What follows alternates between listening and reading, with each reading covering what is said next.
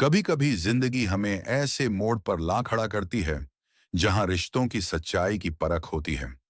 ये कहानी है एक बेटे और उसकी मां की, जो दिखाती है कि माता पिता का कर्ज केवल पैसे से नहीं, दिल से उतारा जाता है। बिहार के एक छोटे से गांव में रामनाथ नाम का एक साधारण किसान रहता था। उसकी पत्नी सरस्वती देवी और एक बेटा था, रवि। रामनाथ और सरस्वती ने अपने बेटे को बहुत प्यार से पाला। वे खुद भूखे रह जाते, लेकिन बेटे को कभी किसी चीज की कमी नहीं होने देते। सरस्वती रोज सुबह उठकर बेटे के लिए दूध में बादाम डालकर देती। कहती, बेटा, खूब पढ़ लिख लेना, ताकि हमारी तरह खेतों में मेहनत न करनी पड़े। रवि बचपन में बहुत समझदार और प्यारा था, लेकिन जैसे जैसे वह बड़ा होता गया, शहर की पढ़ाई और वहां का माहौल उसकी सोच बदलने लगा। रामनाथ ने खेत गिरवी रखकर रवि को शहर में पढ़ने भेजा था। सरस्वती हर महीने अपनी बकरी का दूध बेचकर उसके खर्चे के लिए पैसे भेजती।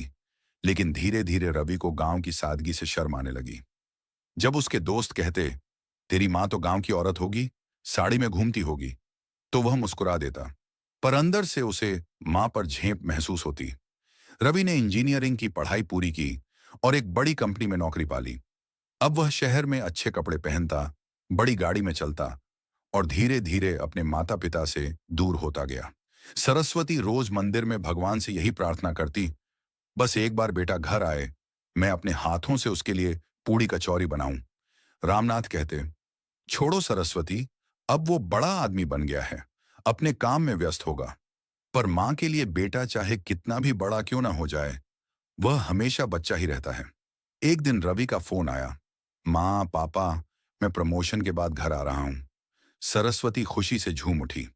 पूरे गांव को बताया, मेरा बेटा शहर में बड़ा अफसर बन गया है। रवि जब गाड़ी से उतरा तो सुनहरी घड़ी, महंगा सूट और धूप के चश्मे में चमक रहा था। गांव के बच्चे उसे देखकर बोले, वाह, रवि भैया तो बहुत बड़े आदमी बन गए। पर रवि के चेहरे पर मुस्कान कम और अहंकार ज्यादा था।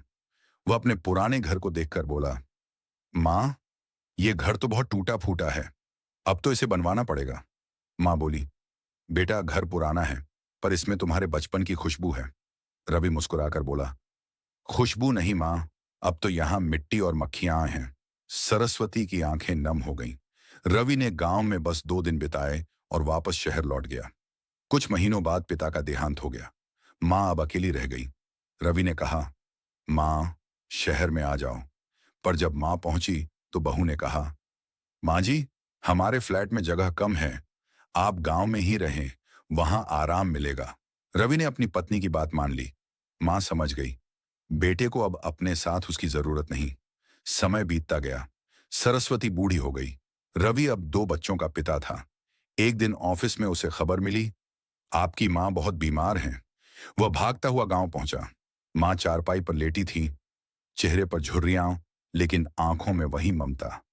रवि ने मां का हाथ पकड़कर कहा, मां, माफ कर दो, मैं आपके पास नहीं रहा।